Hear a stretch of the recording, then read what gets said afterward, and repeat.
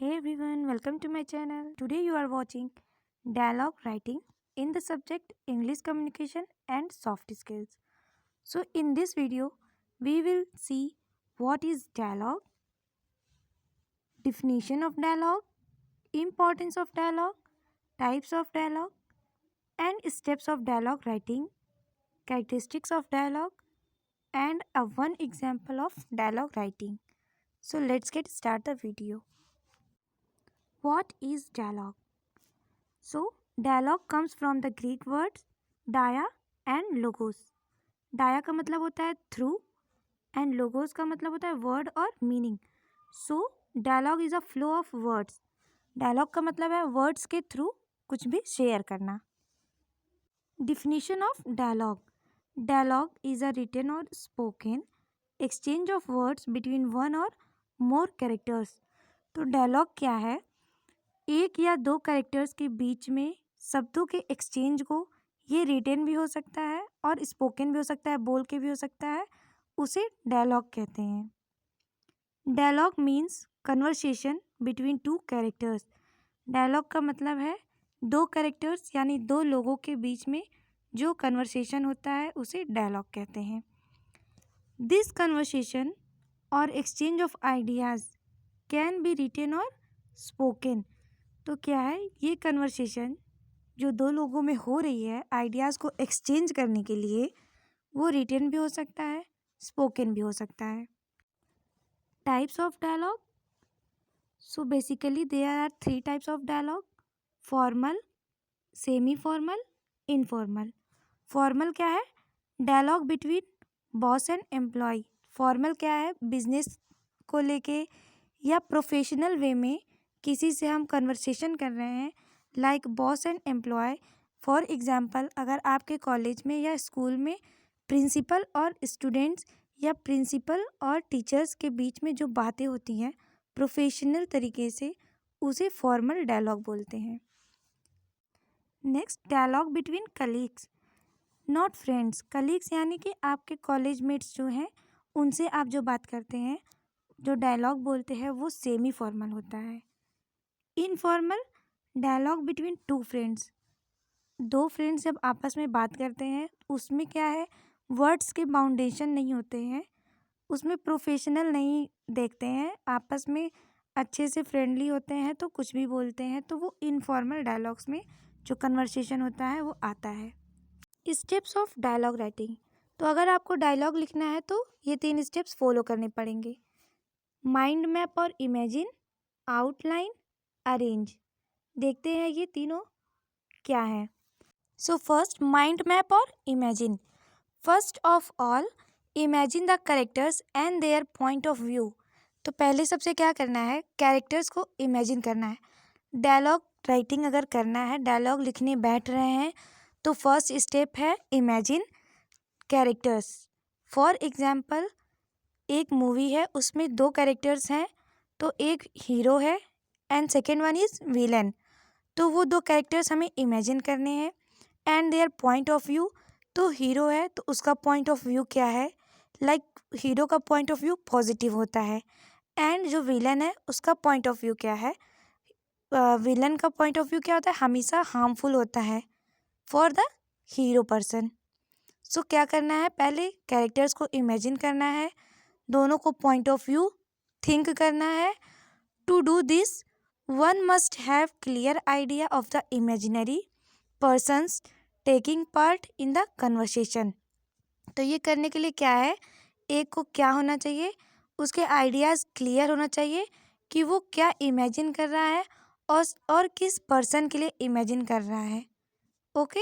Next step is outline. So after imagine the characters and their thoughts, the next step is to write down the conversation. तो क्या है, पहले हमने first step में imagine किया 2 characters को and उनके थॉट्स को. अगर एक पॉजिटिव है then another one is negative.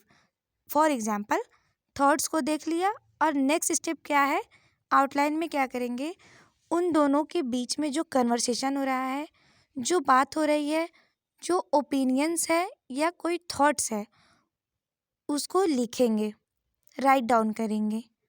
okay, of those imaginary characters. Add at least 4 dialogues of each character.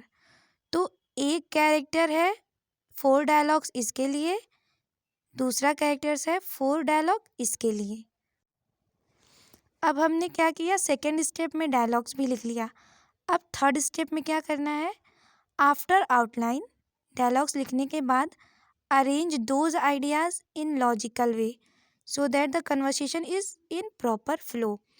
तो क्या करना है, जब 4 डायलॉग्स लिख लिए हैं तो उन चारों को सीक्वेंस वाइज में अरेंज करना है। लाइक सामने वाला पर्सन कुछ बोला, उस पर हमें कौन सा डायलॉग बोलना है, फिर उसके बाद वो क्या बोलता है उस पर हमें क्या डायलॉग बोलना है, उसको सीक्वेंस वाइज में अरेंज करना है ताकि जो कन्वर्सेशन है 2 पर्सन के बीच में वो फ्लो में रहे। After arranging right the dialogues neatly and properly.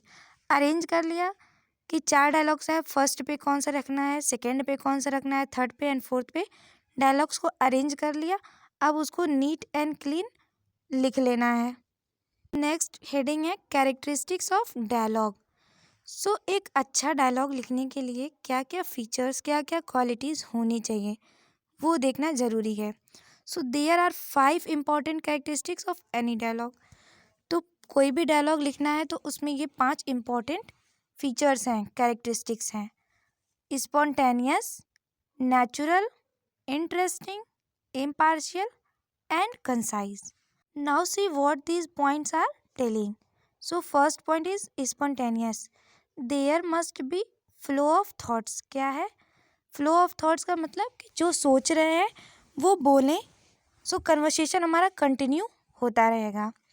Each sentence should be related and connected to the previous one. तो क्या है, जो सेंटेंस है इसके पहले हम क्या बोले हैं उससे रिलेटेड होना चाहिए। So dialogue writing should be natural. It should be in direct speech. Exclamation marks and question marks can be added to give it natural touch. तो क्या होना चाहिए, ये डायरेक्ट स्पीच में होना चाहिए, एक्सक्लेमेशन मार्क्स होने चाहिए इसमें, लाइक फुल स्टॉप होना चाहिए, कॉमा होना चाहिए, कब क्या बोलना है, कैसे बोलना है, रुक के बोलना है, क्वेश्चन मार्क्स होने चाहिए, can be added to give it natural touch. ये सब ऐड करने से क्या होता है, डायलॉग नेचुरल लगता है। Next interesting. So your dialogue have to be interesting to attract people. तो we should make the conversation interesting. 2 persons के बीच में जो बात हो रही है, जो कैरेक्टर्स आपने इमेजिन किया है उनके बीच में जो बातें हो रही हैं वो इंटरेस्टिंग होना चाहिए। फॉर दिस पर्पज़ इंटरेस्टिंग बनाने के लिए हम क्या कर सकते हैं, opening and concluding sentence should be focused on. जो स्टार्टिंग और एंडिंग का सेंटेंस होना चाहिए वो थोड़ा हैवी होना चाहिए, अट्रैक्टिव होना चाहिए। Impartial. So what is impartial? Impartial is also an important quality of a paragraph. तो इम्पार्शियलिटी क्या है, एक इम्पॉर्टेंट क्वालिटी है कोई भी पैराग्राफ जो आप लिख रहे हो डायलॉग फॉर्म में। Each character should be given equal chance to express his her views. तो दोनों कैरेक्टर्स जो हमने इमेजिन किया है उन दोनों को क्या है, इक्वल होना चाहिए, इक्वल चांस मिलने चाहिए अपने पॉइंट ऑफ व्यूज़ को एक्सप्रेस करने के लिए।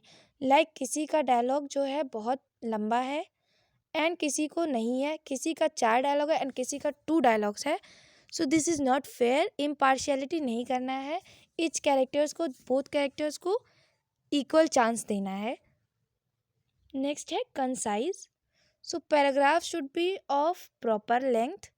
प्रॉपर लेंथ का मतलब बहुत ज़्यादा बड़ा नहीं, it should not be too short और too long, not too short and not too long. The whole conversation should be brief, short में लिखना है, कंसाइज कम शब्दों में लिखना है एंड मीनिंगफुल। जो डायलॉग लिख रहे हैं वो मीनिंगफुल हो, लाइक डीप मीनिंग हो उसका।